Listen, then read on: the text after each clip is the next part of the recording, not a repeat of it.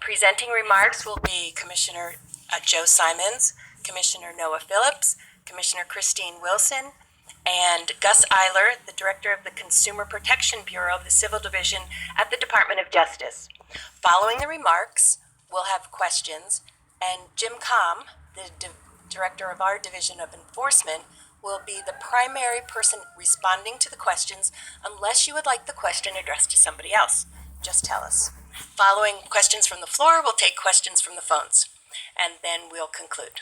If anyone wants individual interviews, please see Peter with the red hair in the back or Juliana at the door, or myself. Thank you so much for being here, and may I ask our principals to come up? Thank you. Chairman Simons.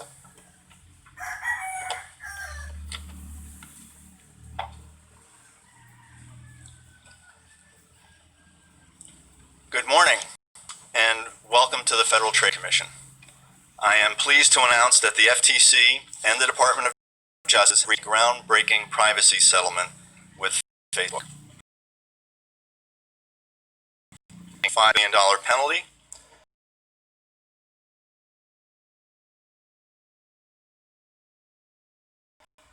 and its executives accountable for the decisions they make about privacy in the future. Of an exhaustive investigation, which included that Facebook betrayed the trust of its users, deceived them about their ability to control their personal information. The Commission's staff conducted an extremely thorough investigation for over a year that focused on all of the potential violations of the FTC's 2012 order and Section 5 of the FTC Act. Today's complaint alleges that Facebook violated the Commission's order in 3 ways. First, we allege that Facebook told consumers that they could limit the sharing of their information to certain groups, friends for example. But in fact, Facebook shared that information more broadly with the app developers. Second, we allege that Facebook did not adequately assess and address privacy risks posed by third-party app developers. Third, we allege that Facebook misrepresented to certain users that they would have to turn on facial recognition technology, but for millions of users, the technology was already on by default. In addition to these alleged order violations, we also allege that Facebook violated the FTC Act when it told its users that they would collect phone numbers to enable a security feature, but they did not disclose that they also used that information for advertising purposes. The settlement with Facebook is based on the recommendation of the FTC's career enforcement staff, and it includes 3 major components. First, Facebook must pay a $5 billion civil penalty, one of the largest in corporate history. Second, the order subjects the company to new privacy requirements. Third, the order imposes significant structural reforms on how Facebook does business, including greater corporate accountability, more rigorous compliance monitoring, and increased transparency. The magnitude of the $5 billion civil penalty we have imposed is unprecedented in global privacy enforcement. This penalty is more than 200 times greater than the largest privacy penalty previously imposed in the United States, and is more than 20 times greater than the largest fine imposed in Europe, pursuant to the EU's General Data Protection Regulation.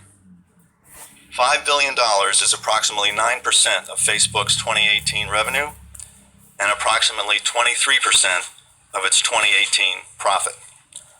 This penalty is also one of the largest civil penalties for any type of conduct in U.S. history, alongside cases involving enormous environmental damage and massive financial fraud.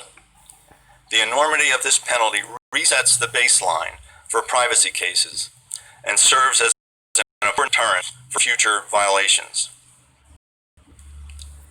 Even though today's $5 billion penalty is historic, it is just one piece of the relief achieved in this settlement. The new order against Facebook also imposes significant conduct relief. For example, The order requires greater oversight of third-party app developers, including a requirement to terminate developers that fail to certify compliance with Facebook's platform terms. And it doesn't stop there. It doesn't rely on the certification. It also requires Facebook itself to do testing through various means to make sure that these third-party app developers are compliant. The order also breaks new ground with respect to biometric information. The order requires Facebook to get consumers opt-in consent before using or sharing facial recognition information in ways that exceed prior disclosures to consumers. Finally, the order imposes a sea change and Facebook addresses consumer privacy with a belt and suspenders approach to compliance. The new privacy regime requires several different mandatory flows of information through 5 overlapping channels of compliance, so that if there is a breakdown in one or more of the channels, another channel can identify the problem and fix it. This approach dramatically increases the likelihood that Facebook will be compliant with the order, and if there are any deviations, that they likely will be detected and remedied quickly. The compliance channels include a new board of directors committee that is focused solely on privacy. In addition, Mark Zuckerberg and the designated compliance officers, including the chief privacy officer, must each independently certify to the commission that the company is in compliance with the order. False certifications would subject Mr. Zuckerberg and the other compliance officers to personal liability, including civil and criminal penalties. The final 2 compliance channels are completely outside of Facebook. The independent third-party assessor and the FTC itself, which will have the ability to approve and fire the independent third-party assessor.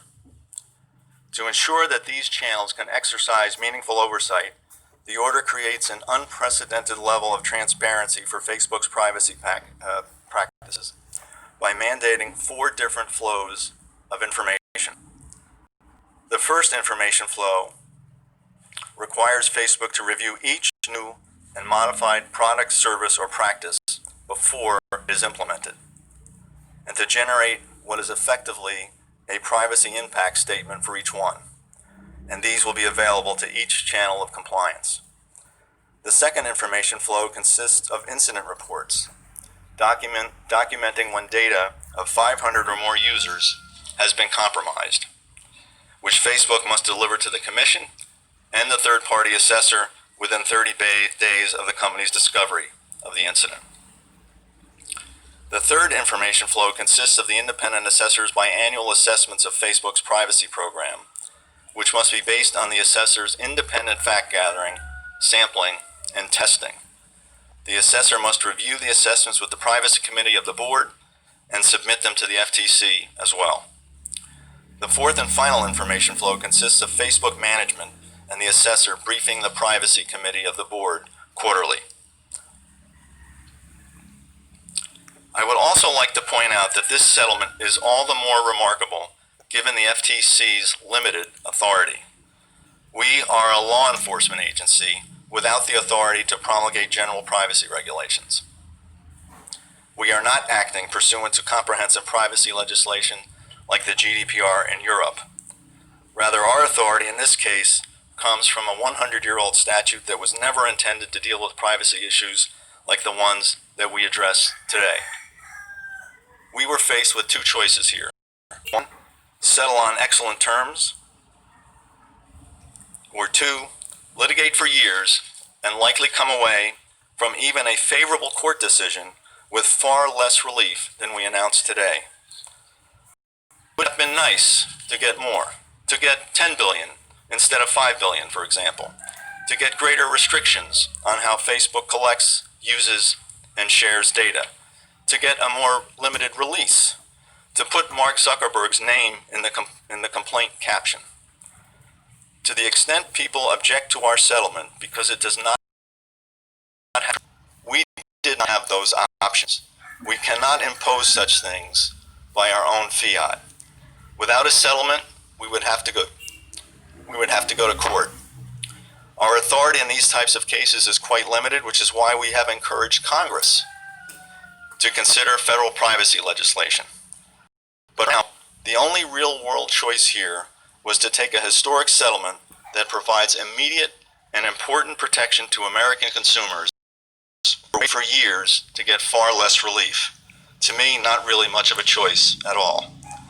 Finally, I would like to thank the Department of Justice for its invaluable collaboration on this matter, and of course I would like to thank our own FTC staff, in particular Jim Com, Manisha Mithal, Robin Moore, Rena Kim, Linda Holleran-Kopp, Aaron Alva, Tim Daniel, Shiva Kuhai, and Dan Wood. Their tireless efforts on behalf of consumers led to significant monetary and conduct relief that I have described today. Thank you so much.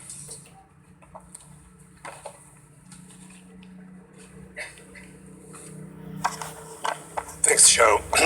Let me just begin by echoing the thanks in the chairman's remarks. First of the FTC staff, their excellent work. Jim, Linda, Robin, and countless others who worked on this case did an incredible job. The nation offers you a great deal of gratitude. Also, thanks to our colleagues at the Department of Justice who worked with us on this matter. I agree with everything the chairman said about the nature of the settlement. This is a watershed moment in privacy enforcement and privacy governance. And I want to focus today on one particular part of that, which I think is really important to highlight. And that is the corporate governance aspect of what we've accomplished today. Facebook, under this order, is having to make structural changes to its management, to its corporate charter, and to the selection and operation of its board of directors. Management matters, governance matters, in particular, as we have learned, in the context of privacy. The first change that Facebook has to make is that it has to create an independent nominating committee on its board of directors. Independent nominating committees are required for many NASDAQ-listed companies, but Facebook, as what's called a controlled company, is not legally obligated to have one. The function of a committee like this, composed solely of independent directors, is to increase board independence and to improve corporate governance. That is why composing these committees with independent directors is a best practice in corporate governance generally. As a functional matter here, those selecting board members and members on the privacy committee, which I'll discuss, will not be executives or employees of Facebook. So the second thing the order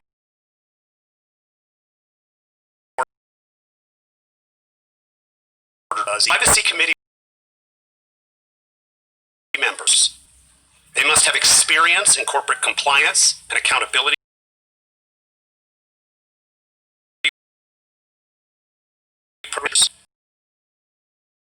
This committee will understand and be able to take action when action is necessary. This is bolstered in three critical ways. First, as I said before, they're nominated by this independent nominating committee. That's who picks them. And that committee is also responsible for ensuring that they meet the qualifications that I laid out a moment ago. Second, they can only be removed with the agreement of the independent nominating committee.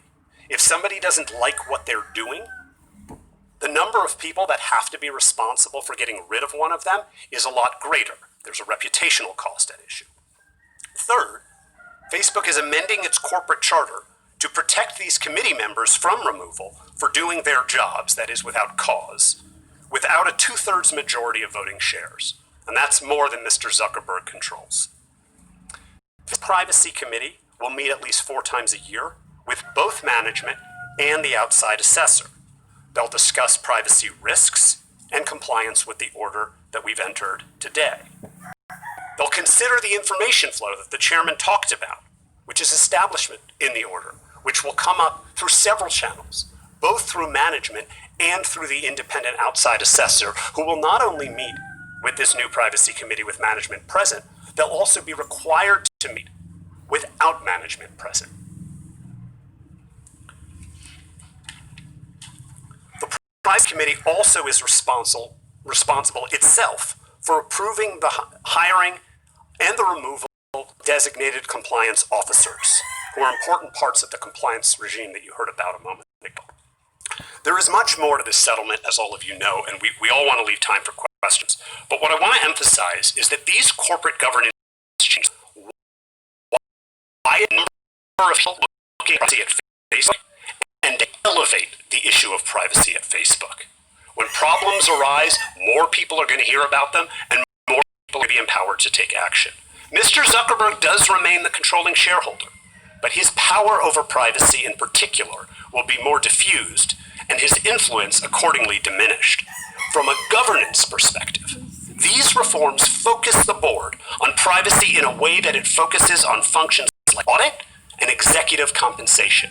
And boards take those things very, very seriously. This is something new for privacy at Facebook, and it is something all of us, corporate America, privacy advocates, the press, ought carefully to examine. Facebook is not the first company to elevate privacy issues to the board level, but it is the first company to do so in this way. To be clear, my view is not that every company should have this kind of structure, but based on what we uncovered, based on the facts of this case and the violations at issue, I think it's something that Facebook needs, and that ultimately will benefit Facebook users and the American public. Thank you.